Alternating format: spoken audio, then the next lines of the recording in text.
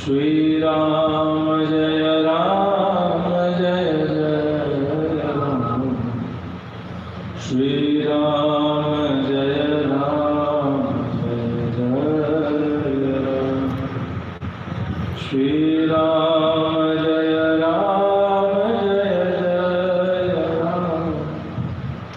श्री राम जय राम जय जय राम। श्री राम जय राम जय जय राम।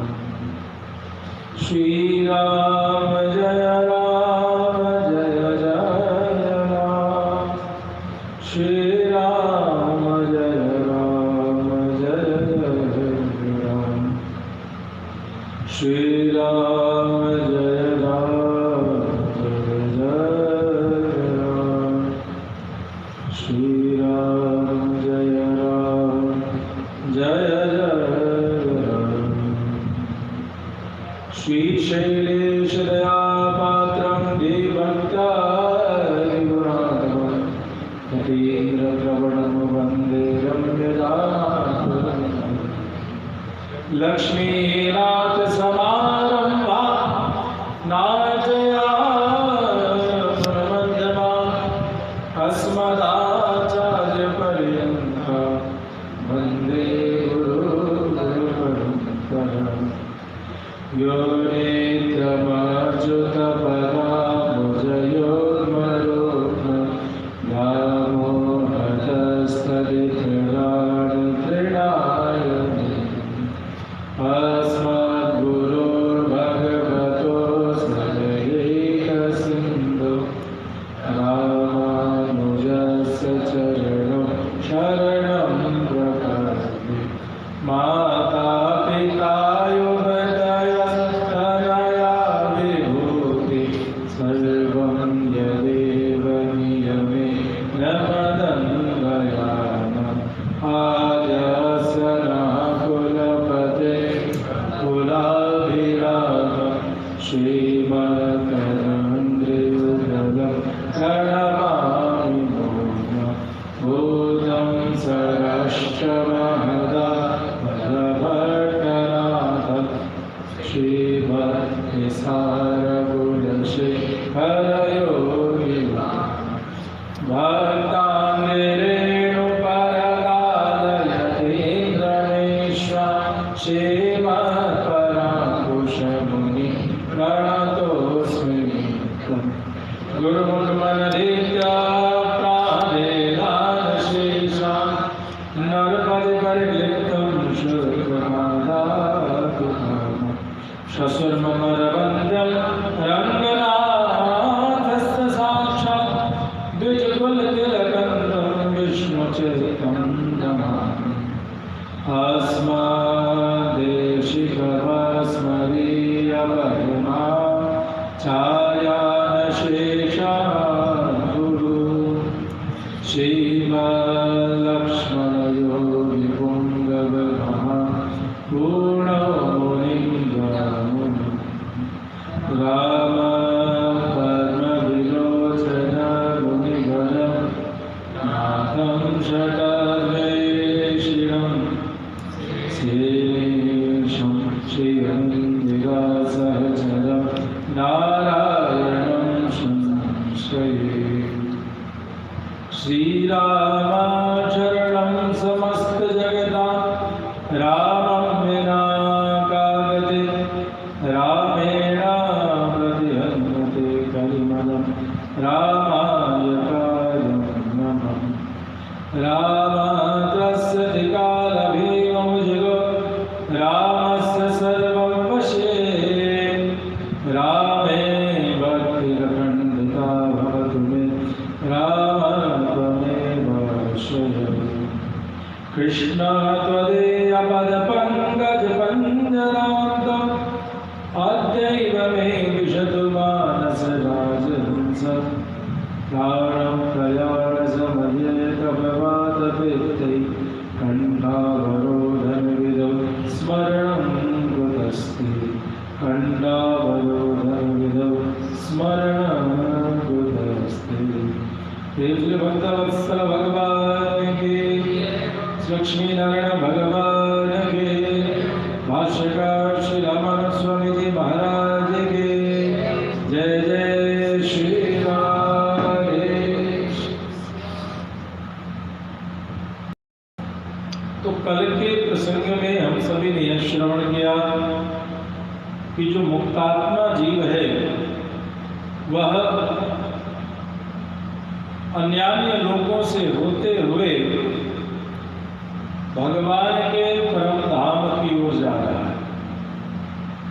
विरजा नदी को उत्तीर्ण करने के पश्चात गरुड़ जी स्वयं इन्हें वहां से उड़ा करके भगवान के महामणि मंडप में ले जाए। मोक्ष, सारूप्य, सामीप्य या सालोक्य, सायुज्य, सालोक्य और सामीप्य, 3 प्रकार के मोक्ष। श्री वैष्णव इस 3 में से किसको चाहते हैं? सायुज्य मोक्ष का तात्पर्य यह हुआ जो शिशुपाल को मिला कि उनके दिव्य चेतना निकली और भगवान में समाहित हो। लेकिन जब समापन ही जीवात्मा के अस्तित्व का हो जाता है तो फिर प्रेम वहां समाप्त हो जाता है। ऐसा लगता है वो चीज प्राप्त किया, फिर अब आगे तो कुछ बचा ही नहीं। तो दूसरा मोक्ष है सालोक्य, जो हमने सुना कि विरजा नदी पार करने के बाद वैकुंठ प्रारंभ हो गया। और वह वैकुंठ कैसा है? वह वैकुंठ ऐसा है कि जिसके एक कोने में ही दोनों नित्य भूति और लीला भूति के सारे जीव को कहीं एक कोने में फेंका जा सकता है, रखा जा सकता है। इतना विशाल वैकुंठ। तो सालोक्य में मुक्तात्मा जी उस परम धाम वैकुंठ में लोक में अधिकार प्राप्त करता है। और तीसरा जो मोक्ष का स्तर है उसको कहते हैं सामीप्य। सामीप्य का मोक्ष, भगवान के निकटवर्ती होने का मोक्ष। ये मोक्ष किसको चाहिए? ये मोक्ष चाहिए उनको जो भगवान के रसिक बने। अब भाई भगवान का मुखमंडल ही देखने को नहीं मिलेगा। भगवान जिसके आज वर्णन करेंगे इस दिव्य स्वरूप का दर्शन ही करने को नहीं मिलेगा, तो उससे अच्छा तो संसार में रहना है, बहुत कुछ देखने को मिलता। तो सामीप्य में भगवान के सन्निकटता मिलती है, भगवान के कैंकर्य में भाग लेने का अवसर मिलता है। और उस सामीप्य में और क्या क्या मिलता है उसे अब हम यहाँ से श्रवण आज करेंगे कि वैकुंठ में जीवात्मा प्रवेश करके महामणि मंडप मार्गदाही रामानंद स्वामी जी के शरणागत जीव को उस महामणि मंडप में स्थान मिलता है, जिस मंडप में सामीप्य मोक्ष के अधिकारी पहुंचे, यानी भगवान की सेवा। अब यहाँ इस संसार में रह करके गोदा विहार का झाड़ू पोछा किया, गोदा विहार का राग रसोई की, गोदा विहार में भगवान का घंटा बजाए, घड़ियाल बजाए, भगवान के स्तुति पाठ किए, आदत इसी की। यदि यही आनंद वहां भी मिल जाए तो आनंद है, यदि कुछ और मिल गया तो फिर उसकी ट्रेनिंग लेनी पड़ेगी। वैकुंठ में भी जाकर हो सकता है कोई क्लास लेना पड़े। तो हमारे श्री वैष्णव कहते हैं हम यहाँ रिहर्सल कर रहे हैं कि 24 घंटे आपकी पांचकालिक सेवा, 24 घंटे में पंचकालिक सेवा, शास्त्र गीति आदि में उपदेश आना, हम उसको कर रहे हैं। सवेरे फूल उतारना, माला बनाना, उत्थापन करना, मंगला आरती के बाद राजभोग आरती की श्रृंगार आरती करना, श्रृंगार करने के बाद भगवान का राग रसोई बनाना, फिर भगवान की राजभोग आरती करना, भोजन करने के बाद भगवान को विश्राम देना, फिर उठाना, फिर उठा करके भगवान को फल आदि का निवेदन करना, फल आदि के निवेदन करके आरती करके उत्थापन करना, तत्पश्चात फिर जो है कुछ स्वाध्याय करना। उसके पश्चात उसी स्वाध्याय का छोटा सा अंश है, आरती से पहले आप सभी देवालयों में कुछ स्तोत्र पाठ देखते हैं। भगवान के और भक्तों के बीच के संबंध को अनुसंधान करने का माध्यम है स्तोत्र पाठ, उसको अनुसंधान करना।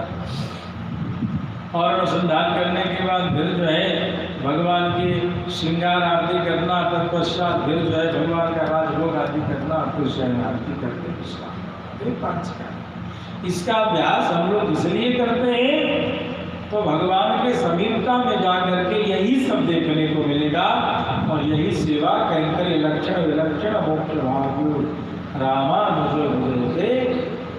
कैंकर्य लक्षण विलक्षण मोक्ष, कैसा मोक्ष चाहिए? कैंकर्य लक्षण से युक्त,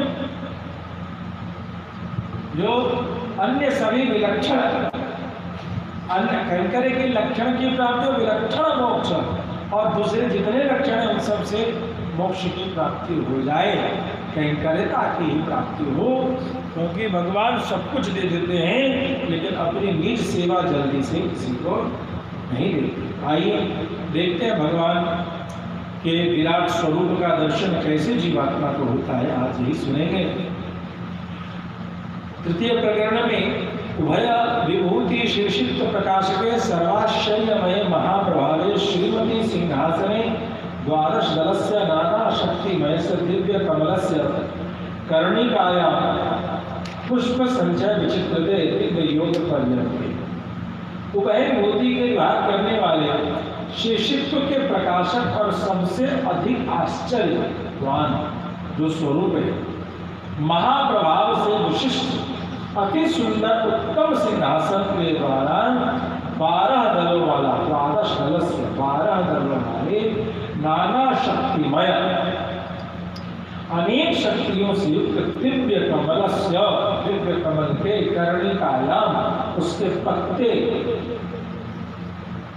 के पुष्प संचय विचित्र थे, उनके नाना विध पुष्प समूह के द्वारा दिव्य योग पर्यंके, ऐसे सुंदर पुष्पों से युक्त शैया के ऊपर जो है भगवान का दिव्य योग पर्यंक है।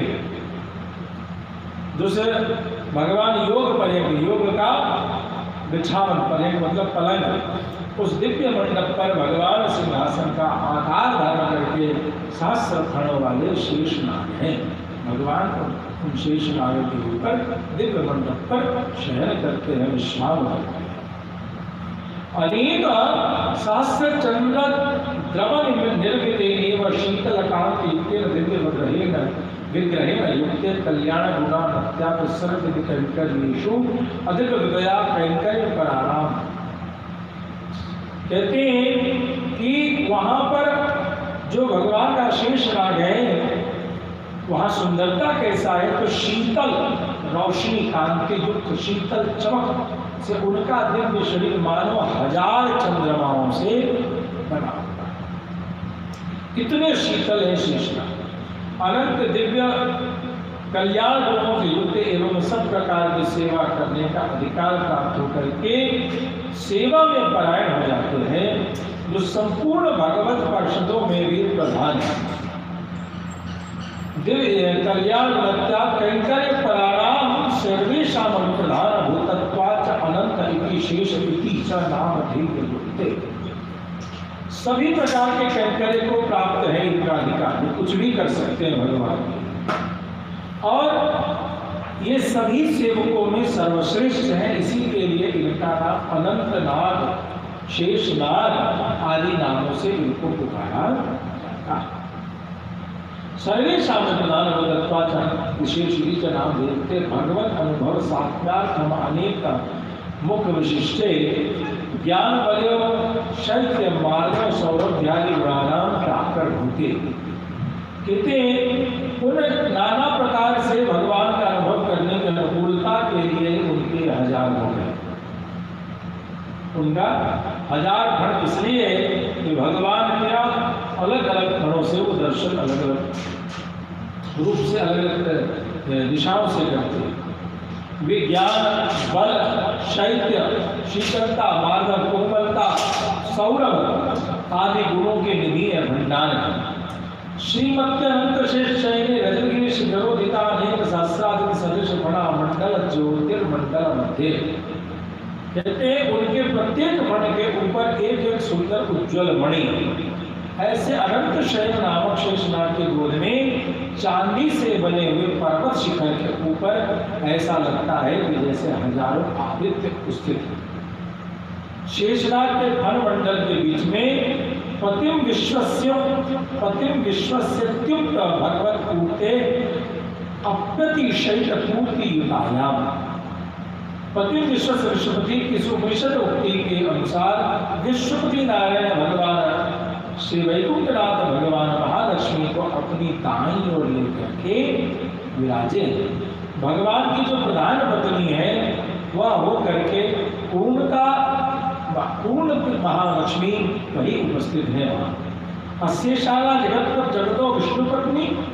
भगवान विष्णु जैसे जगत के ईशान हैं, ईश्वर हैं, संचालक हैं, ठीक वैसे विष्णु पत्नी महालक्ष्मी भी उन सभी गुणों को लेकर के जगत की ईशाना है, अर्थात संचालिका है, परिचालिका है। कहते कि त्वैतम विष्णुना चाम जगत व्यापकम चराचरम। हे महालक्ष्मी जी, विष्णु एवं आपसे ही यह जगत व्याप्त है, आपसे ही यह जगत चलता है। देखिए व्यापक शब्द का मतलब क्या है? व्यापक शब्द का मतलब रहता है जो चीज किसी में प्रविष्ट करने का सामर्थ्य रखे वो उतना ज्यादा व्यापक है। व्यापक का सामान्य रूप से हम सभी सोचते हैं सब जगह फैला हुआ, पसरा हुआ। सब जगह फैला हुआ, पसरा हुआ विस्तृत स्वरूप व्यापक। आत्मा सर्व व्यापक है, तो आत्मा दिखनी नहीं तो व्यापक कैसे? तो कहते हैं कि बिना व्यापकत्व स्थिति के, व्यापकत्व जिस जगह पर भी कोई व्यापकत्व हो, कोई मरता कैसे, किसी की मृत्यु कैसे होती है? जब उसके शरीर में कोई किसी भी चीज के नाश होने के लिए उसमें व्यापकत्व की संभावना होने की आवश्यकता है। गीता भाष्य में भगवान रामानंद स्वामी जी इस पर विवेचन कि कोई मरता क्या, मृत्यु क्या, किस चीज का नाश क्या? ये लकड़ी है, इस लकड़ी में यदि जल प्रविष्ट कर जाएगा तब ये लकड़ी सड़ेगी। इस लकड़ी में दीमक प्रविष्ट कर जाएगा तो ये लकड़ी सड़ेगा, अन्यथा नहीं सड़ेगी। एक शिला है, उसका नाश कब होगा? जब उस शिला में वृक्ष का जड़ किसी भी प्रकार से प्रविष्ट कर जाएगा तो फूट जाएगा।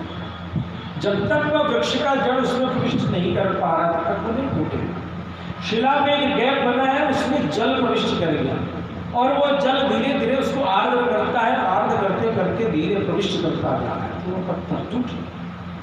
तो प्रविष्ट व्यापकत्व की स्थिति और उसमें कोई व्यापक, कोई व्याप्य है जिसमें व्यापकत्व की संभावना है और उसमें कोई व्यापक वस्तु प्रविष्ट कर जाए तो वह उसका नाश कर देगा। आप में कीटाणु जीवाणु प्रविष्ट कर जाता है, हमेशा मृत्यु होती है, नाश होता है अपने से कम बलवान के द्वारा, अपने से सूक्ष्म के द्वारा ही मृत्यु होती है। दिखता है सामने बहुत बड़ा योद्धा है, वो थोड़े मारता है, उसका तलवार मारता है। उसके पास तलवार नहीं होता, थोड़े मारता। कोई मुक्का मारता है तो मुक्का मारता है तो क्या होता है? मुक्का के बहाने से उसके स्नायु तंत्र में विकास होता है, फैलाव होता है और उसमें बाहर की वायु प्रविष्ट कर जाती है।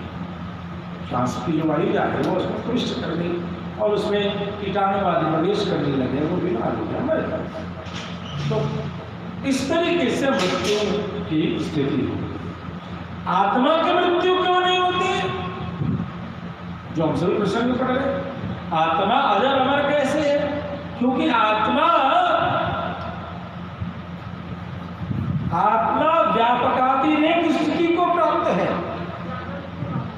उसमें कुछ भी प्रवेश नहीं कर सकता है। आत्मा सब में व्यापक है, सर्वव्यापक है। आत्मा ही किसी चीज में प्रवेश कर सकती,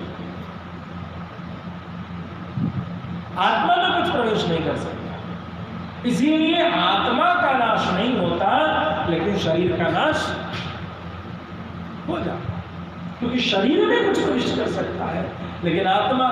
अब शाश्वत जी जब से 5-7 साल से होश धीरे धीरे 10 साल के हुए, तब से आईने में जो शाश्वत दिखता है वही शाश्वत का सामने खड़ा, उस आत्मा में कुछ प्रवेश ही नहीं कर रहा। अपनी आंखों से दिख रहा था वही तो आज तक दिख रहा है। थोड़ा हेयर कट हो जाता है तो समझ में आता है बाल चला गया, ऐसा हो गया, वैसा हो गया, कुछ तिलक आदि, अदरवाइज बाकी सब एक जैसा दिखता है। लेकिन वो तो 10 साल पहले की फोटो देखते हैं और अभी देखते तो लगता है अरे मैं तो ऐसा था ऐसा। शरीर में यदि कुछ और प्रवेश न करें तो लगता है एक जैसी स्थिति। तो आत्मा सर्वव्यापक है, इसीलिए आत्मा में कुछ भी प्रविष्ट नहीं करता और उसकी मृत्यु नहीं होती है। आत्मा सर्वव्यापक है, वही अलग अलग माध्यम में प्रविष्ट करता हुआ अलग अलग योनि में जीता हुआ जीवन को व्यतीत करता है। कहते तो कमल नयन भगवान का जो स्थान है उस जगह पर कहते हैं कि ये जगत आपसे ही व्याप्त है। अर्थात भगवान श्रीमन नारायण सर्व व्यापक कैसे, तो भगवान श्रीमन नारायण उस आत्मा में भी, उस आत्मा की भी आत्मा आत्मना आत्मना, इस आत्मा में कोई प्रवेश कर सकता है तो कौन? भगवान श्रीमन नारायण प्रवेश कर सकते। इसलिए इस आत्मा का कारक तत्व कौन है? वो परमात्मा, वह इसमें प्रवेश करके कुछ कार्य करा सकता है। सब ही नचावत राम और कुसानी, वही नचा रहा है, वही है, वही जो राम रची गाथा। तो इस दृष्टिकोण से यहाँ लिखता है सौरभवास प्रियणीय केशाय तुद्भटारेण सर्वम अभिवासयता केशभारेण परिकरणी तायाम। सौरभाव, सौरभाव प्रियणीय केश, अर्थात केश, उनके केश सुगंध को भी सुगंधित करते हैं। किनके? भगवती लक्ष्मी के केश सुगंध को भी सुगंधित करते हैं। ऐसे दिव्य सुगंध से युक्त उनके रुमाली है केश। कमल नयन भगवान के दोनों नेत्र स्वभोग्य तैक देश निमग्न कुंडली काक्ष।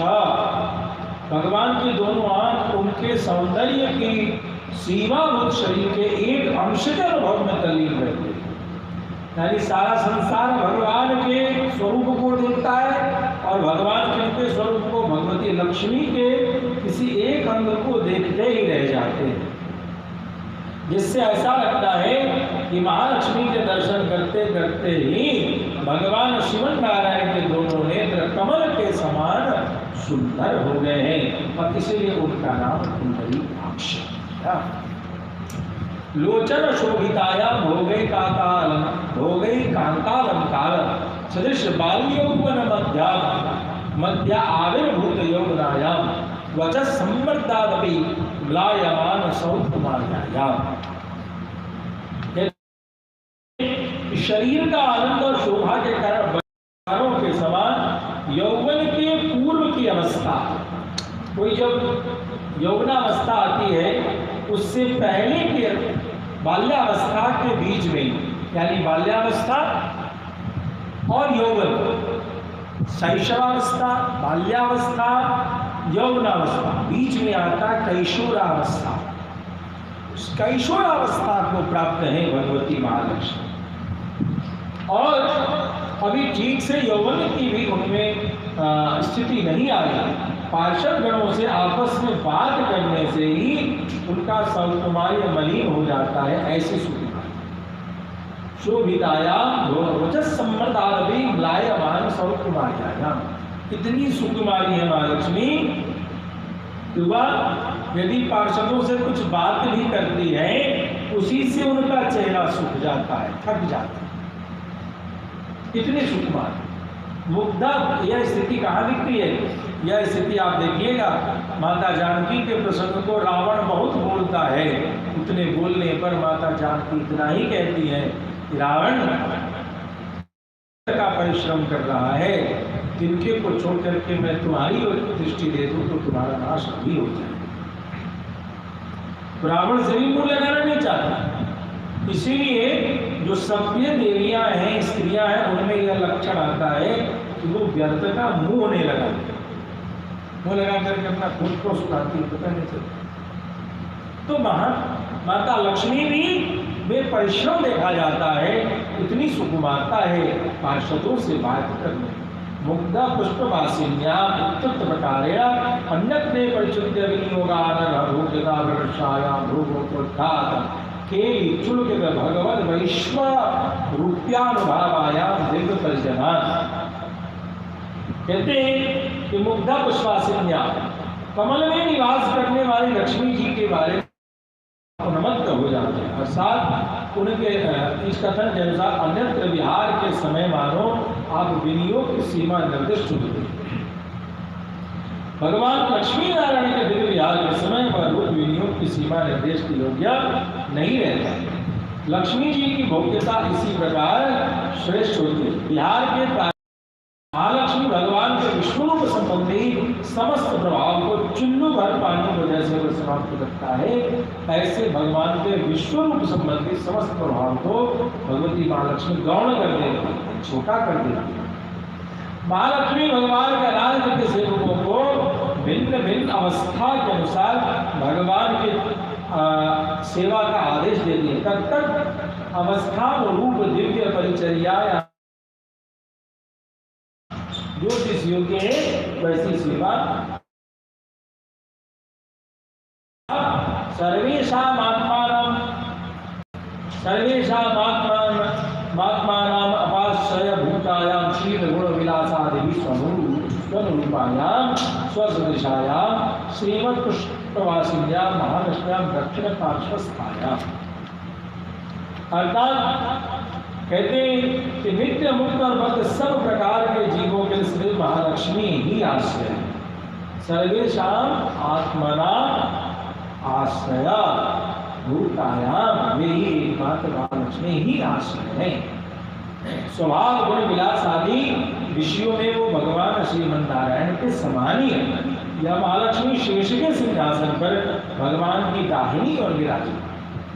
भगवती महालक्ष्मी भगवान के किसी भी गुण में ऊंची नीच नहीं है, एक समान रूप रखती हैं और भगवान से भी विशेष इनमें आश्रय आदि के गुण देखने को।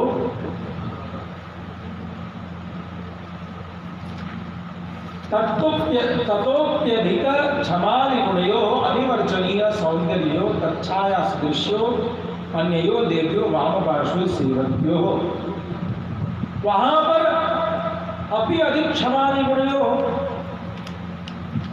भगवती महालक्ष्मी से भी ज्यादा क्षमा गुण वाली दो देवियां और उपस्थित हैं।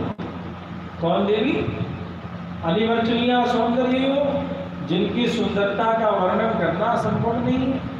तच्छाया स्पृश्यो, माता लक्ष्मी के समान ही ऐसा लगता है, उनकी छाया ही है। अन्यो देवियो वाम पार्श्व सेवक्यो, भगवान की वाम भाग में वे दो देवियां उपस्थित हैं। ये दोनों देवियां कौन है? भूदेवी और नीला देवी। ये दो देवियां भगवान के बाईं ओर उपस्थित। कहते तासा मध्य विद्युत त्रय मध्यगम दलद अरविंदल कालमेघम रजत गिरिमवस्तुजमवे तमुख कांतिर गिरिट कांतिर पेट प्रगता हिम। अर्थात कहते हैं कि उनका दर्शन कर ऐसा प्रतीत होता है मानो चांदी से बने हुए पर्वत पर तीन बिजलियों के बीच थोड़ा खिला नीलकमल और काला मेघ उपस्थित।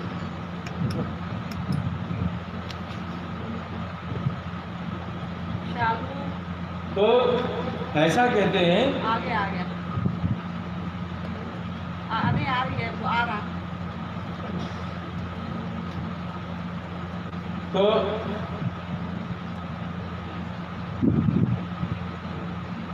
कुछ और गड़बड़ी आई है।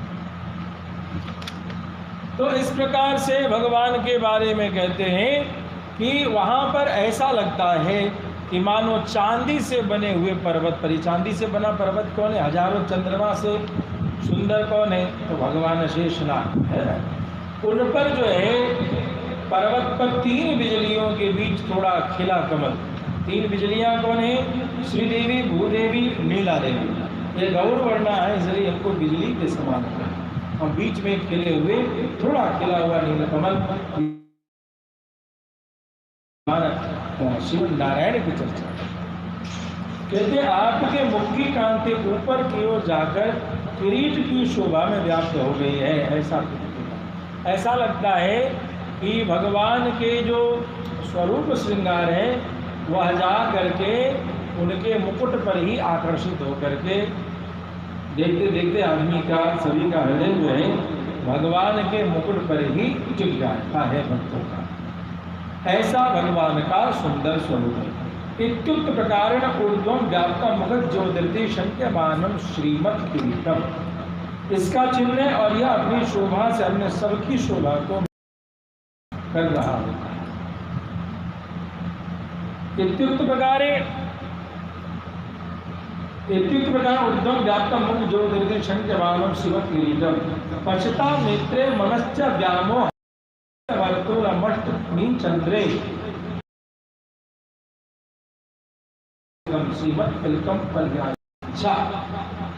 अर्थात कहते हैं कि जब भगवान का जो दर्शन है वो दर्शन भक्तों के मन और नेत्रों को व्यामोह में डाल करके अष्टमी तिथि के अत्यंत गोल चंद्र के समान उपस्थित दिखाई देता है। तो ऐसा लगता है कि अष्टमी तिथि का चंद्रमा ही वहाँ उपस्थित है। और उस अष्टमी तिथि के चंद्रमा में क्या हो रहा है कि जैसे उसमें भगवान के सुंदर ललाट पर चर्चा आती है कि वह अष्टमी तिथि का चंद्रमा है, उसमें अमृत जैसे भरा जा रहा हो, ऐसा भगवान के सुंदर ललाट पर अर्पित किया हुआ वह सुंदर श्री तिलक शोभित हो रहा है। लक्ष्मी जी के मस्तक पर उपस्थित जो केश है वह प्रकाशयुक्त चंद्रमंडल के समान टेढ़ा, मंजरी से तुलसी की सुगंध से युक्त है। नीले, शीतल और घने होने से मानो ललाट के तिलक को आच्छादित करते हैं। पर्यायेणाच्छाद यत् प्रकाश यच्च चटुल कुटिलम सपुष्प तुलसी परिमल वासिकम नील शीतल निवड कुंतलम सौकुमार्यातिशयेन ईशत् प्रस्विन्न नव दा लक्ष्यमाण स्नेहै जनमन उन्मादकम ललाटम प्रफुल्ल शीतल ताम रस युगलक्माक्रम्य नित्य भ्रमर रेखा सदृशे शांगोपमेश भूलते। कहते हैं कि लक्ष्मी जी के मस्तक पर जो केश है वह बड़ा ही तेजोमय प्रकाश और चंद्रमंडल के समान वह टेढ़ा है। मंजरी सहित तुलसी की सुगंध से युक्त है। नीले, ठंडे और घने होने से मानो ललाट के तिलक को वो आच्छादित कर। भगवान का दिव्य मंगल विग्रह बड़ा ही सुंदर सुकुमार होने से उनके ललाट से थोड़ा थोड़ा पसीना भी बहता है। उनके ललाट से थोड़ा थोड़ा जो है पसीना भी बहता है। ऐसे दर्शन करने से आवाज गड़बड़ गया तो शायद डिस्चार्ज हो गया, कुछ ऐसा।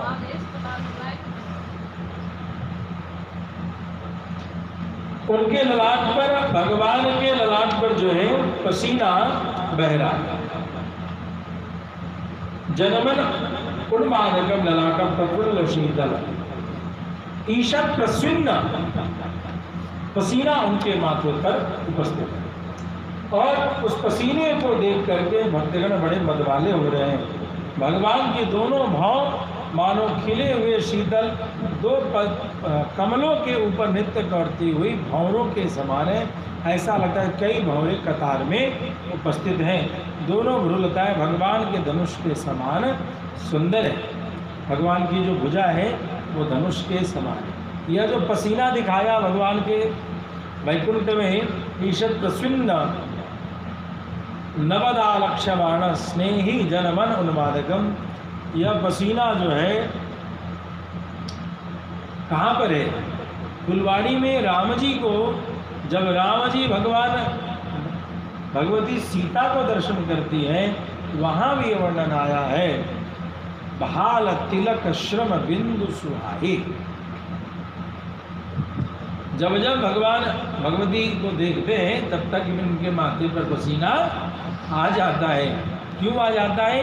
तो सारा जगत भगवान के स्वरूप को देख करके व्यामोहित होता है, और भगवान भगवती के किसी भी एक अंग की ओर जब भी दर्शन देते हैं तो वो व्यामोह में पड़ते हैं। तो कैसे? तो लता के ओट में माता जानकी की आंखें तो दिख रही थी, माता जानकी को पूर्ण रूप से नहीं देख पाई, तो माता जानकी की आंखें ही दिख रही थी। उस आंख मात्र को देखने से इनके जो है पसीने आ गए। और महीना कौन सा था? अगहन का महीना, दिसंबर के महीने में। और वह समय कौन सा? तो प्रातःकाल। प्रातःकाल में ही भगवान को मार्गशीर्ष के जब लोग ठिठुरते हैं उस समय उनको वो पसीना आ जाता है। तो इस प्रकार से ऐसी स्थिति दिखाते हैं। श्रीमद तिलकम प्रयाण बोले भक्तवत्सल भगवान की संश्लिष्ट युक्तानां मृत्यु अन्यान्य मातृवद गोपा यदि चेतन विषय वात्सल्येन महालक्ष्मी सता तावलोकनेन उभय विभूत ऐश्वर्येन चाकाभ्रे। कहते कि भगवती महालक्ष्मी जो है संश्लिष्ट युक्ताना भगवान के साथ मिलकर रहती हैं, बाद में उसे छोड़कर अलग से रहने पर ये दो भ्रूलताएं भक्तों के लिए मृत्यु के समान होती हैं। ये जो दो भुजाएं हैं वो भगवान के पास और भगवान से दूर, ये दोनों में जैसे पास में सेवा के भाव में दिखाई पड़ता है, वो स्वरूप देख करके बड़ा आनंद आता है। भगवान से दूर जो इनकी दो भुजाएं होती हैं, इसे देख करके भक्त पीड़ित हो जाते हैं। तो पीड़ा कैसा है? तो ऐसा लगता है जैसे मृत्यु की प्राप्ति हो गई। मातृवद गोपा यदि चेतन विषय, अर्थात भ्रूलताओं का स्मरण कर भगवान का विरह असह्य हो जाता है और वे प्राण धारण करने में असमर्थ हो जाते हैं। या जीवों के प्रति वात्सल्य गुण से पूर्ण एवं ऐश्वर्य की देवी महालक्ष्मी की दृष्टि हमेशा भगवान की भ्रूलता, जो भगवान की जो भ्रिकुटी है उसके प्रति लगी रहने, भगवान मानव उभय विभूति के ऐश्वर्य से युक्त मालिक हो गए। भगवान के भ्रिकुटी धनुष के समान इतनी सुंदर है, उसका दर्शन करते रहते हैं। पतिम विश्वसेति प्रमाण निरपेक्षम सर्वलोकनाथम अरविंद लोचनम। पति विश्वसेति प्रमाण निरपेक्षम, कहते हैं विश्व के पति के बारे में उपनिषद के इस प्रमाण की आवश्यकता नहीं। सर्वलोकनाथम अरविंद लोचनम, संपूर्ण लोकों के स्वामी कमल नयन के इस कथन से उनके दो नेत्र स्वयं ही बता दिए गए। भगवान के दो नेत्र ही सुंदर हैं जो सारे संसार में प्रचलित हैं। और इनकी दो ये जो भाव है भ्रुकुटी भ्रूलता, दोनों भ्रूलता जो है तो धनुष के बाण के समान, धनुष के समान। इत्युक्त प्रकार सर्वेश्वर सूचके दृष्टीनां सौंदर्यान्तर दर्शन आशा प्रतिलभ्य स्वैक प्राण कुर्वती। इससे यह भी बताया कि वैकुंठनाथ भगवान नारायण ही सर्वेश्वर हैं। इनके ये दोनों नेत्र इनके अन्य सौंदर्य के अनुभव की आशा का प्रतिरोध करके सबको अपने ही अनुभव में लीन कर देते हैं। अर्थात भगवान के सारे अवयव यद्यपि दिव्य हैं, लेकिन भगवान के नेत्र और भ्रिकुटी इतने सुंदर हैं कि जो मुक्तात्मा जीव है, जो पार्षद हैं, भगवान के नेत्रों को ही देख के रह जाते हैं।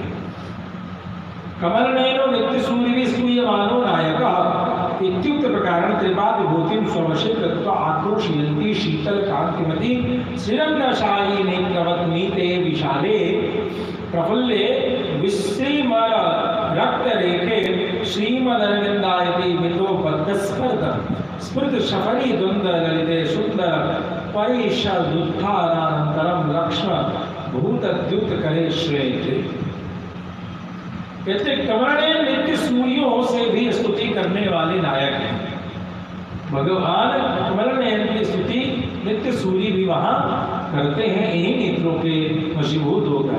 इस कथन के अनुसार समस्त विवाद विभूति को अपने वश में करके मानव वहां अपने नेत्रों को दिखाने के लिए बुलाते हैं। भगवान के दोनों नेत्र शीतल हैं, कांति चमकते हैं एवं श्रीरंगनाथ में रंगनाथ में शयन करने वाले श्रीरंगनाथ भगवान के नेत्रों के समान नीले और विशाल खिले हुए दो रक्त कमल के समान है। ऐसा लगता है कि दो बड़ी लाल रंग की रेखा वहां उपस्थित है, अथवा ऐसा कह सकते हैं कि दो मछलियां आपस में एक दूसरे को देख रही हैं। ऐसे सुंदर नेत्र हैं।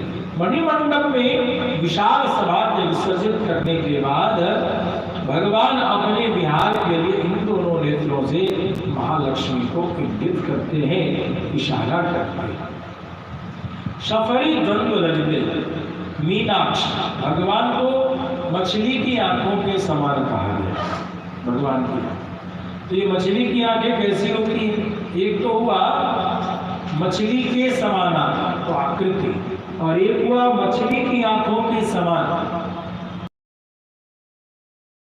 मछली देखें, मछली की आंखों में पलक नहीं होता, मछली की आंखों में पलक नहीं होता। जो पलक अपने संतान को देखे बेपलक, तो जो बेपलक अपने भक्तों को देखे, ऐसे भगवान की आंखें मछली की आंखों के समान है। भगवान अपने भक्तों को देखे बिना रह नहीं पाते, इसीलिए खंभा फाड़ करके भी निकल जाते हैं, समुद्र पार करके भी पहुंच जाते हैं, गोवर्धन उठा करके भी इनके साथ रहना चाहते हैं, इनकी रक्षा करते हैं। भक्तों के प्रति भगवान मछली की आंख के समान इस भाव से भी ऐसे भी समझना चाहिए। कहते हैं कल्प तरोर लता व पल्लवो वेति नित्य संशयोत्पादिका सुंदर दीर्घ नासा लताम तत् पल्लवोल्लासा विव दिव्य कपोलव। भगवान की लता के सदृश सुंदर दीर्घ नासिका है। अब भाव को देख लिया, विभूति को देख लिया, अब कहते हैं भगवान की नासिका कैसी है? तो बड़ा सुंदर है, जो भक्तों के मन में कल्पवृक्ष की लता या पल्लव के समान भाव नित्य उत्पन्न करती है। इस नासिका के दोनों ओर तत्पल्लवोल्लासा विव दिव्य कपोलव, दोनों तरफ सुंदर गाल है, जो नासिका रूपी पल्लव के बगल में शब्द विकसित दो फूल के समान दिखाई देते हैं। तन नव कुसुमे पूर्ण चंद्रिका वर्धक पूर्ण चंद्र में उसी मुख कांति प्रवाहित मंदस्मितम। कहते ये जो दो फूल हैं, पूर्णिमा की रात्रि में जैसे चांदनी को कोई बढ़ावे, ऐसे बढ़ाने वाला पूर्ण चंद्र होता है। पूर्णिमा में बहुत चांदनी की रोशनी, चांदनी है रोशनी जो उसकी है, वह चंद्रमा पूर्ण होने के कारण बहुत बढ़ती है, बहुत प्यारी लगती है। ठीक इसी प्रकार भगवान के मुखचंद्र की जो कांति है, जो चमक है, वह प्रवाहित हो एकत्रित होकर के मंद हास्य के रूप में परिणत हो रही है। भगवान जो मुस्कुरा रहे हैं तो पूर्णिमा के पूर्ण चांद्र के समान उनकी वह सुंदरता पूर्ण दिखाई पड़ रही है, अर्थात भगवान का मुस्कुराता हुआ चेहरा देखने को मिल रहा। सुंदर निविड़ प्रवाल अखंड वचन पर्यंत गमनम निरुद्ध स्मृतवद एवागाधायां मध्या मध्ये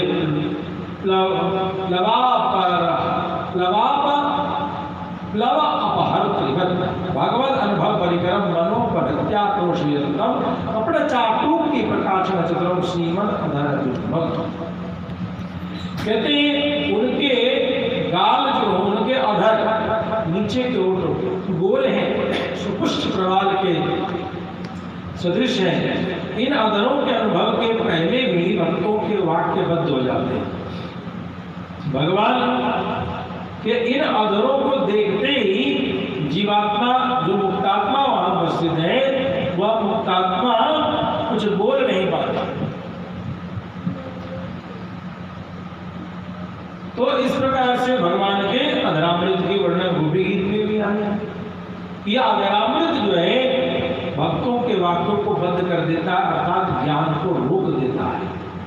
शीतल अगाध नदी में डुबकी लगाने से जैसे शरीर का अत्यधिक ताप शांत हो जाता है, ठीक वैसे ही यह भगवान के अनुभव में जो भगवान के अन्यतम श्रेष्ठ परिकर हैं, जो भक्तों के मन को हरण करके उनको समीप आने के लिए आह्वान कर रहे हैं, भगवान के अधर को देख करके उनको इतना आनंद आता है। भगवान अधर ऐसे ही सुंदर, इतने सुंदर हैं कि उनको देख करके जो है पार्षदों को, नित्य सूर्यों को बड़ा सुख मिलता है, बड़ा आनंद मिलता है। अस्फुरत चरण मकर कुंडल इत्युक्त प्रकारेण अस्फुरत चरण मकर कुंडल, जब चलते हैं तो मकर कुंडल, मगर के आकृति का जो कुंडल है वह हिलता है। इसका क्या तात्पर्य? प्रीति अतिशय सदृशिरा कंपनेन चंचले दिगंतरेषु तेजस तरंगैः लावण्य सागर विष्टति विद्युतल महामणि माया मकर कुंडले। अनुसार आनंद के अधिकता भगवान अपना मस्तक कंपित, जब भगवान प्रसन्न होते मुस्कुरा करके आए हुए मुक्तात्मा की ओर, पार्षदों की ओर और नित्य सूर्यों की ओर जब भगवान देखते हैं तो दो कानों में लटक रहे जो मकराकृत कुंडल है वो चंचल हो जाते हैं, वो हिलने लगते हैं। उनका तेज चारों दिशाओं में व्याप्त हो जाता है, जिससे कि ऐसा लगता है कि वे तरंगों से दो सुंदर सागर दिखाई पड़ते हैं। वो चमक जो लहराती दिखाई देती है तो ऐसा लगता है कि वहाँ दो तरंग जो है सुंदर तरंग ही दिखाई पड़ रहे समुद्र के। भगवान के कानों में ऐसे तेजों में दो मकराकृत कुंडल सुशोभित है। कांति शैत्य माधव सौरभादि गुणैः सकल कया पूर्णम सर्वालाधकारं चंद्रमंडलं तत्क्षणोन नीलित सरसजं च तिरस्कृत्य समीपस्थान नमादयन् ज्ञानमधिपाद्य मोहयत् माया मंत्रोन्यम् इत्युक्तं दिव्य सुंदरवदनं दिव्यमहिषिणां हस्ताभरणैः मुद्रितं क्रमुक तरुण ग्रीवा कम्बो प्रतिमम कंठम।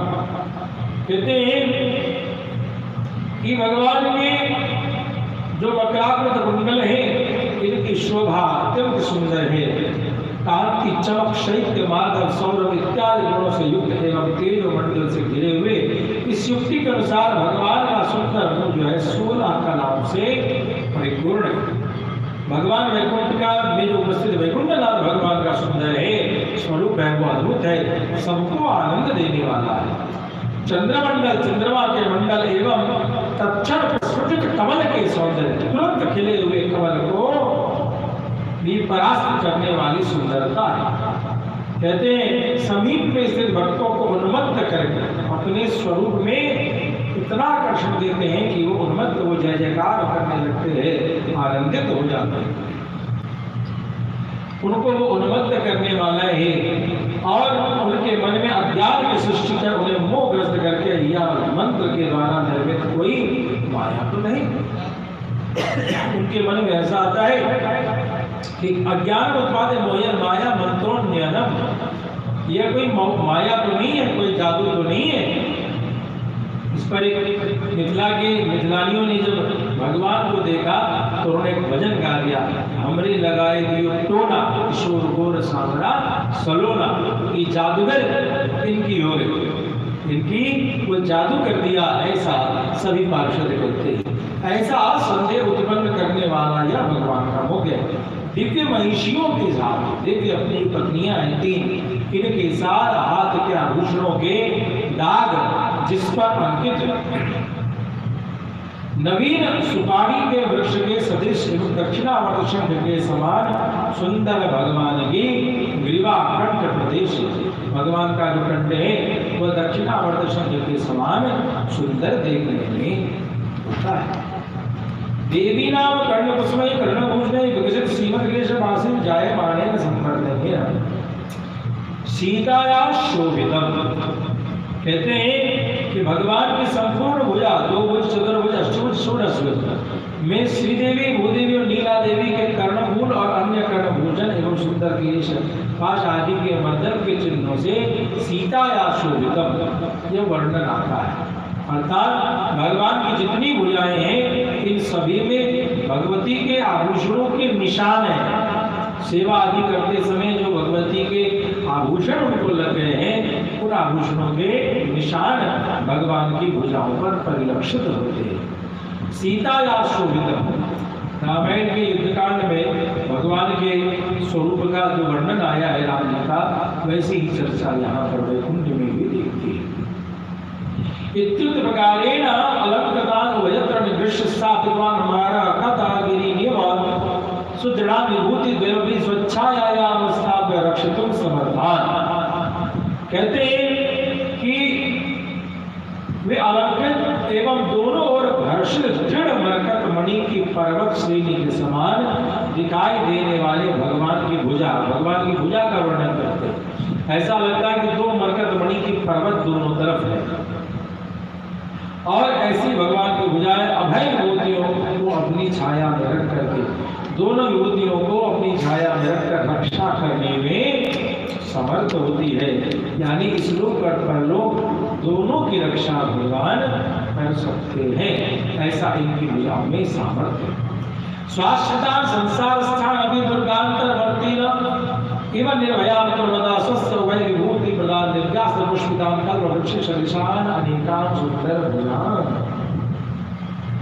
कहते शरणागत जीवों का समूह जो दुर्ग के मध्य में रहने के बदले के संसार में रहते हुए भी उन्हें निर्भय करके अपनी वह विभूति प्रदान करते हैं। संसार में फंसे हुए जो जीव रहते हैं उनको भगवान इन्हीं भुजाओं के बल पर वह विभूति प्रदान करते हैं।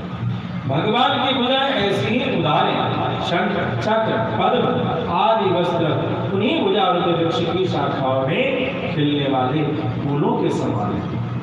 इसी कारण भगवान की भुजाएं अनेक कल्पवनों की शोभा देने वाली होती है।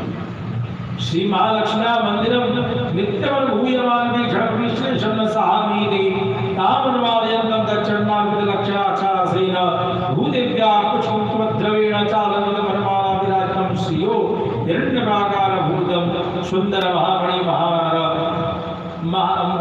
सुंदर महामणिमय हार मुक्तादाम कौस्तुभ प्रभृति श्री मन महारत्ना भरणाना प्रकाश भूमि सुंदरम श्रीमद्वक्षा काल मेघा विद्युत लतावत प्रभात शोभावान सौंदर्य प्रवासे तुम श्रीमद्यत्युपवित्रम। कहते हैं कि भगवान का जो छाती है वो तो समझना चाहिए कि महालक्ष्मी का मंदिर ही है, उनका वो वासस्थली है।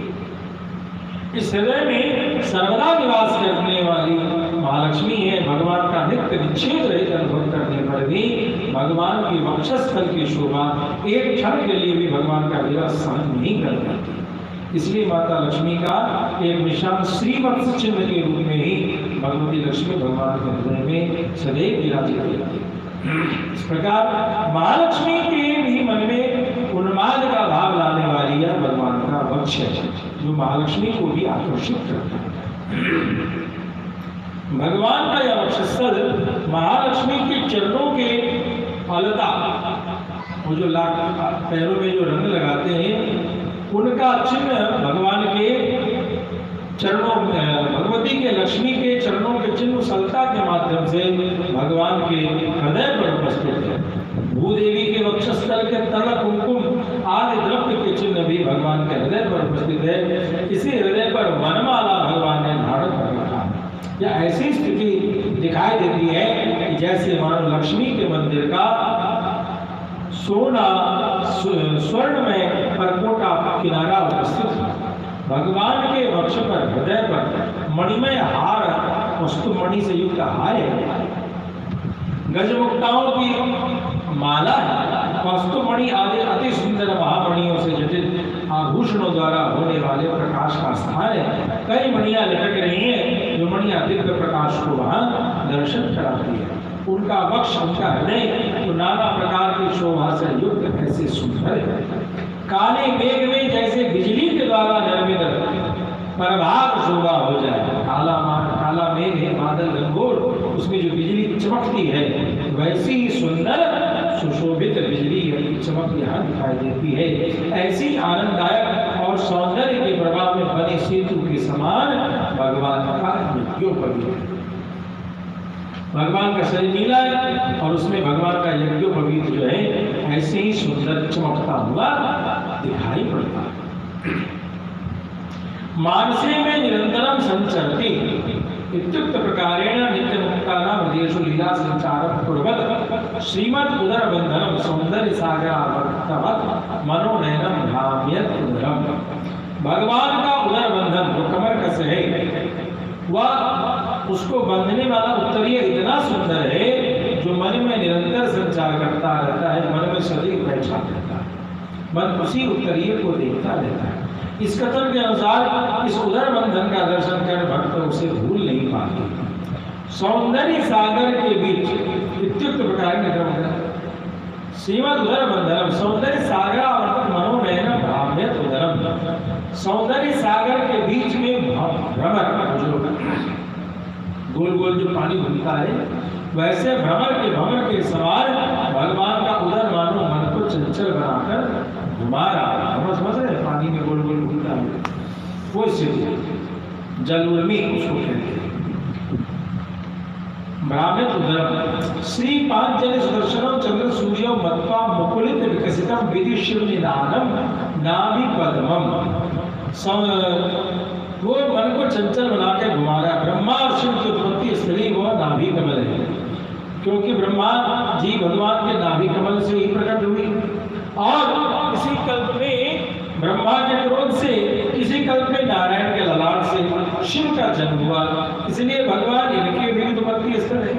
भगवान का नाभि कमल जो है मानो लाल वर्ण के सुदर्शन और श्वेत सफेद वर्ण के पांचजन्य शब्द को देखकर स्थिर खिल और बूंद रहे हो, ऐसा उनका भगवान का नाभि। कहते सूक्ष्म मध्यम संध्या राग रंगिता काशमेव शोभायमानस्य वलयस्य परभाग रसाभम मध्ये तरम समुत्पन्न पुष्प सदृशं दिव्य पीतांबरम रंभा स्तंभत गंभीर युगलम। अर्थात कि भगवान का जो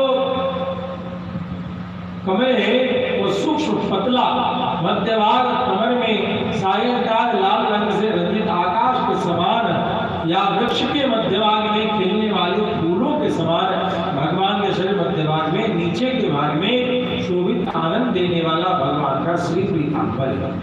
वह नाभि कमल के समान दिखता है, जैसे किसी पेड़ के बीच में कोई फूल खिल गया हो उस तरीके से भगवान की वह नाभि। इस तरीके से भगवान की वर्णन किया। भगवान का पीतांबर कैसा? पीतांबर बड़ा ही सुंदर है। केले के वृक्ष के सदृश गोल पुष्ट एवं चिकने भगवान के दो उरु भाग हैं और कमल के डंठल से मानो दो शाखाएं निकली हो, ऐसी भगवान की दो जगत वृद्धि जंघाएं हैं। भगवान के चरण में चंद्रमा, कल्पवृक्ष, ध्वजा, पद्म, अंकुश, वज्र आदि के चिन्ह हैं। कटकगिरे श्रीमज्जंगे शंख रथांग कल्पक ध्वजार विंदकुश वज्र लांछना। देवी भी अभी साक्षात स्पर्शनीयो अत्यंत मृदुलो मधुसंधिनौ दुख निवर्तक तेजो मयो चरणौ लावण्यामृत सागर तरंगयणी श्रेणी विवांगुली तत्रुदान तद्राणिव नखानी। तथा पुनः शंखदान कल्पका ध्वजा रविंदा पुष्पत जलाल मदीय मूर्धान नमनं कर्षति। उसी जगत का यहाँ वर्णन आ रहा है कि जिस तरीके से राजा बलि ने प्रार्थना किया था रावण भगवान से कि शंख रथ आदि से युक्त यह मस्तक जो आपका चरण कमल है वह मुझे कैसे स्वीकार करेंगे, मेरे मस्तक पर रखना कैसे स्वीकार करेंगे, कब आप आएंगे, ऐसी जो जिज्ञासा है वैसा ही वो चरण कमल वहाँ पर है। ये अलवंदार स्तोत्र में देखने को मिलता है। तो कहते कि चरण चिन्ह चरण सेवा के समय श्री देवी, भूदेवी और नीला देवी ये देवियां अति भय के साथ उनका स्पर्श करती है। भगवान के चरण अत्यंत विशासन स्पर्शनीयो, घबरा करके भगवान का चरण को छूती है। क्यों छूती है? भगवान के गोपियां भी कहती हैं हे कन्हैया, तुम्हारे जो चरण कमल हैं वो हम अपने वक्ष पे रखने से डरती है कि हमारे वक्ष के निशान तुम्हारे चरण में पड़ जाते हैं। इतना संभाल के हम तुमसे प्रेम करती हैं। वही स्थिति यहाँ दिखती है कि आशंकित हो करके भगवान के चरण को स्पर्श करती है। इतना कोमल भगवान का चरण है, अत्यंत मृदुलऊ, अत्यंत कोमल है। मधुसंधिरऊ, मधु के रस से युक्त भगवान के सुंदर चरण कमल है, जो अत्यंत चरण भक्तों के द्वारा नित्य प्रिय, अत्यंत भोग्य है। दुख निवर्तक तेजोमय चरणों, ये समस्त दुखों को दूर करने वाले अत्यंत तेज युक्त हैं। लावण्यामृत सागर तरंगिणी श्रेणी विवांगुली, कहते ऐसा भगवान के चरण की मुली लगती है कि जैसे शोभा के सागर में कोई तरंग दिखाई देता हो, उस तरीके से भगवान की चर्चा, भगवान की उंगलियों की चर्चा तरंग के समान है। तत्रुदान चंद्रानी व नखानी, और इस सुंदर भगवान के चरण की उंगलियां जो है वे दोनों चरणों के 10 नख मानो लावण्य सागर के तरंगों के ऊपर उदय होने वाले जो नख हैं वो कैसे हैं, तो 10 चंद्रमा तरंगों के ऊपर दिखाई दे रहे हो, ऐसा भगवान का नख है। पुरुषों की स्त्री वेशम धार्यंतम बंधो विस्सा संबंध त्याजित्वा लोकस्य प्रद्वेषम जनेत्वा, भगवान का दिव्य विग्रह जो है पुरुषों को भी स्त्री के वस्त्र पहना देता है। बोले भक्तवत्सल भगवान की, यानी ये जो गोपेश्वर आदि की लीला है, ये लीला वहां पर चलती रहती है। सिर्फ महादेव ही नहीं, जो कोई भी भगवान के दिव्य सुंदर स्वरूप को देखता है वह स्त्रीत्व के अवस्था को प्राप्त कर जाता है। इसीलिए गोपी भाव या मिथिलानी सखी का भाव ही श्रेष्ठ है, जो वैकुंठ की प्राप्ति सरलता के साथ कराता है। तो यहाँ क्या कहा, संबंधम त्याजित्वा लोकस्य प्रद्वेषम जनित्वा, लोक से, सांसारिक लोगों से अर्थात दर्शक पुरुषों के मन में उन्हें देखकर स्त्री का भाव उत्पन्न करा देने वाला या भगवान का सुंदरता है। और आत्मीय स्वजन के संबंध को त्याग कराकर अन्य व्यक्ति के प्रति द्वेष का नाश करा देने वाला है। किसी दूसरे के प्रति प्रेम नहीं रहता, ऐसा सुंदर भगवान का सुंदर स्वरूप है।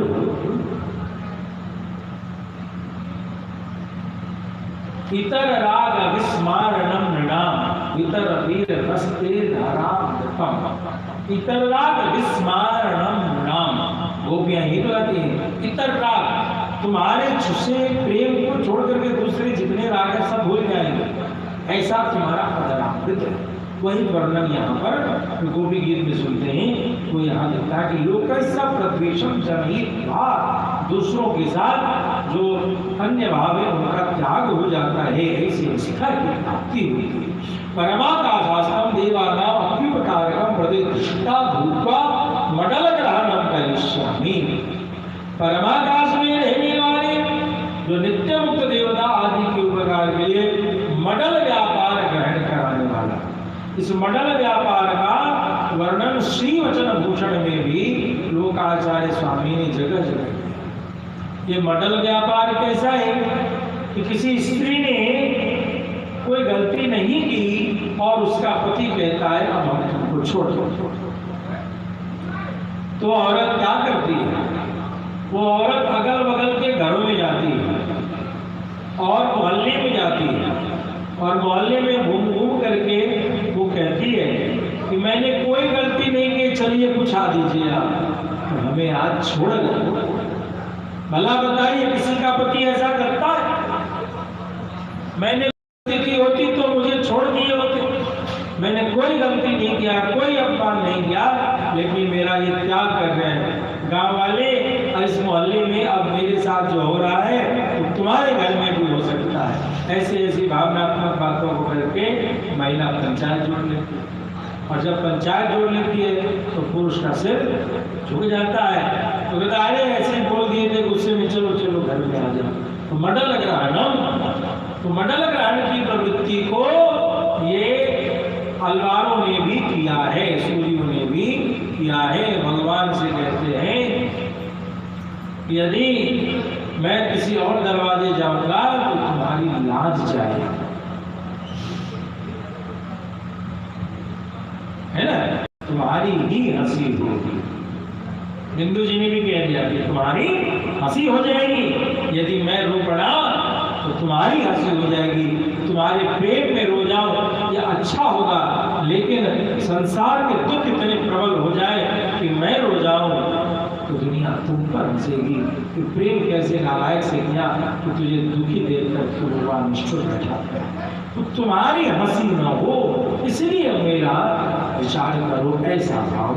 तो ये मडल ग्रहणम, ये भाव आपको कई भजन में सुनने को मिलेंगे, है ना। तो इसको मडल ग्रहण कहते हैं। ये शब्द असली वचन भूषण में भी कई बार देखने को मिला। तो कहते हैं इस प्रकार से मडल ग्रहणम करिष्यामि इत्युक्त प्रकार शास्त्रवतो नियोजयन्तं दर्शन समय एव समस्त क्लेशापहं नेत्रयोरपि पुलकावहं निबिड शीतलं साम्यापन्नानां सूरिणामपि मनांसि नेत्राणि च स्ववशे कृत्वा। इस कथन के अनुसार भगवान का दर्शन पाते ही भक्त के समस्त क्लेश नाश करने वाले नेत्रों से देखते तुरंत रोमांच आ जाता है। बड़ा ही शीतल परब्रह्म के समान पार्षदों के नेत्र और मन को अपने वश में करके रखने वाले जो भगवान के नेत्र हैं, इनके बारे में कहते हैं वो अयम इति न जानामि कस्मिन् वा ग्रामे अयम दृष्टपूर्वक, मैं इन नेत्रों को नहीं जानता, मैंने इनको कभी नहीं देखा है। भक्तों के मन से इस प्रकार व्यामोह पैदा करने वाले संसार के प्रताप से मृतप्राय समस्त जीवों के लिए रसायन औषधि स्वरूप है। इत्यादि व्यामोह उत्पादयन्तं सकल जन जीवात्म माणिक्य मंजूषिता निक्षिप्त हिरण्यवत् स्पृहणीयस्य दिव्यात्म स्वरूपस्य प्रकाशकं मनोरथनाम भूमिं वेदांत वाक्य सर्वस्वं परस्परोपमर्देन संकुचित स्थलः वह प्रवाह इव सर्गो भ्रमदानिधाभरण ज्योतिर्मध्ये कथंचिदुन्नेयं श्याम सुंदर विग्रहम्।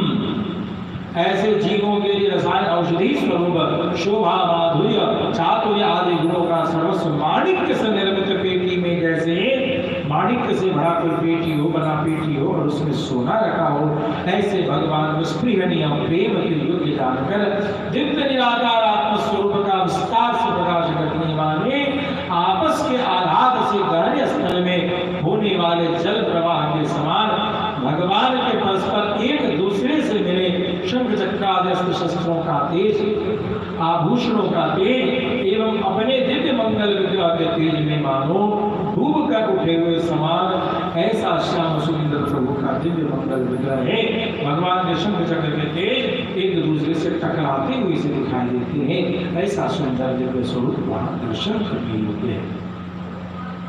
नित्य सूरीणाम अनवरत क्षणान्यप्यासहमानं विलक्षणं सौकुमार्यं श्री महालक्ष्म्याः सुंदरकान्तिमद्दीर्घनेत्रयोर्नित्यं लक्ष्यभूतत्वात्मकुलम्बा कुसुमं वेदे विकल्पारकान्तिम्। ग्रह या दिव्य मंगल विग्रह ऐसा सुकुमार है कि नित्य पार्षद गणों के निरंतर दृष्टिपात को सहन न कर सकते और उनकी सुकुमारता मानो हैरान हो जाती है।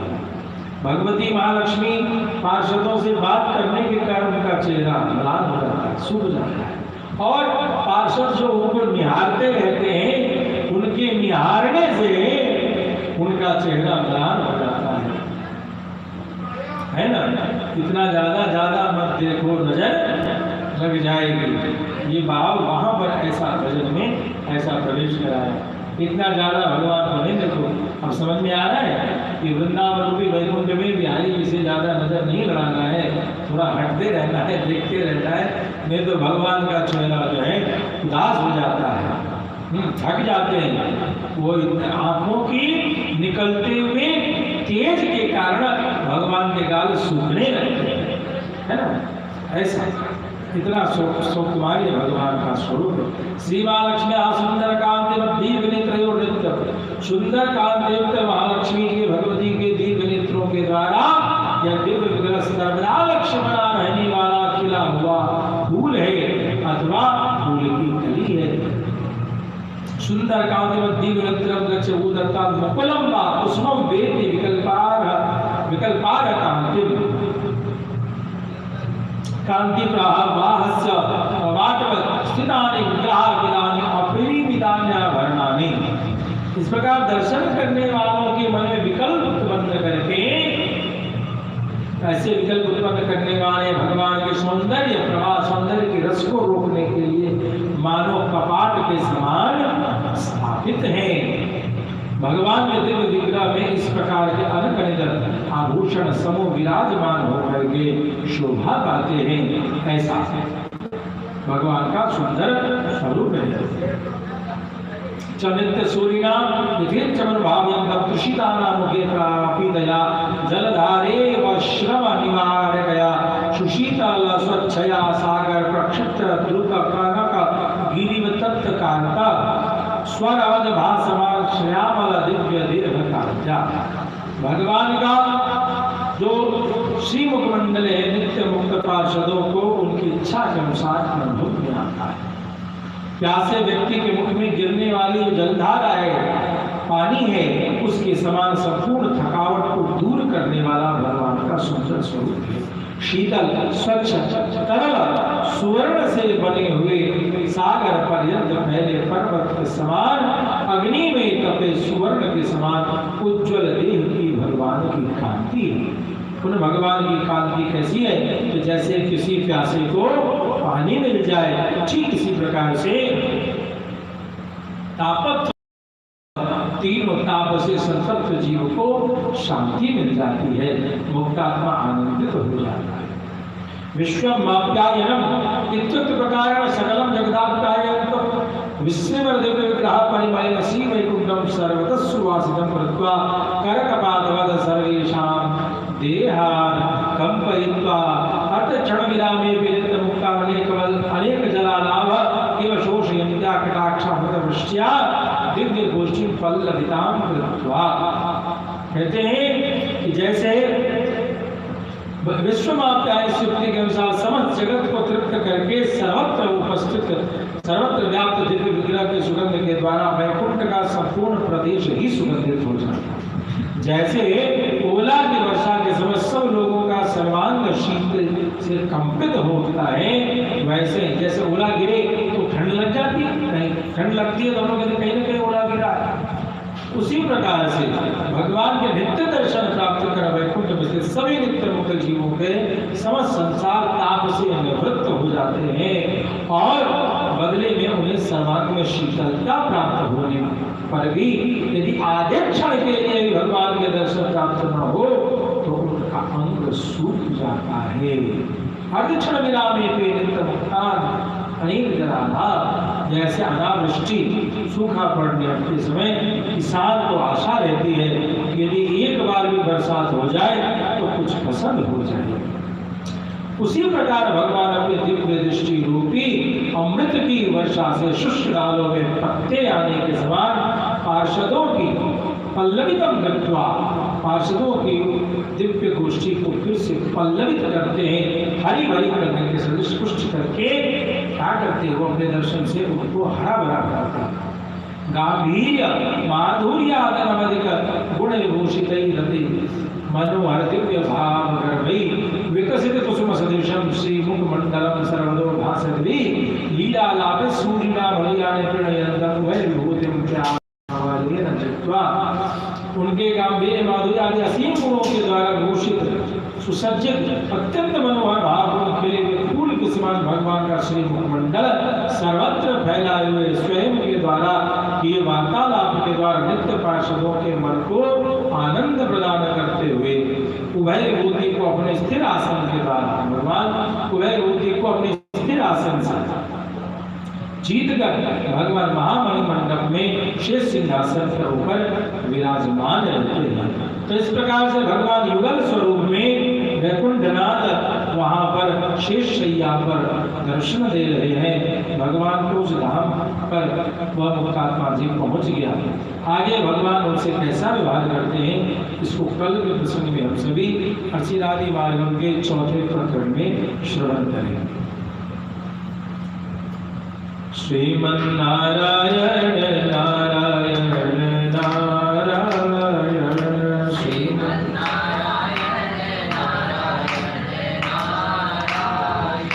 श्रीमन्नारायण नारायण नारायण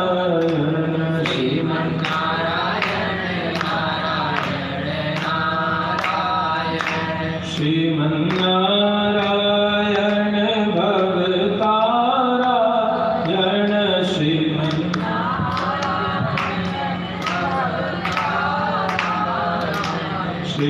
श्रीमन्नारायण नारायण नारायण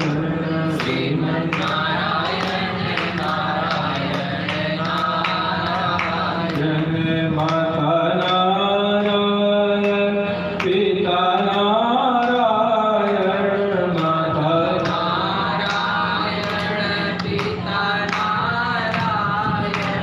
गुरुवर नारायण नारायण नारायण गुरुवर नारायण श्रीमन्नारायण नारायण नारायण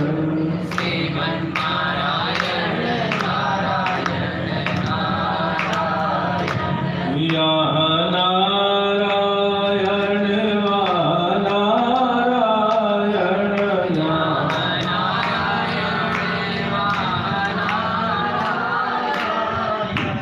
यहाँ नारायण वहाँ नारायण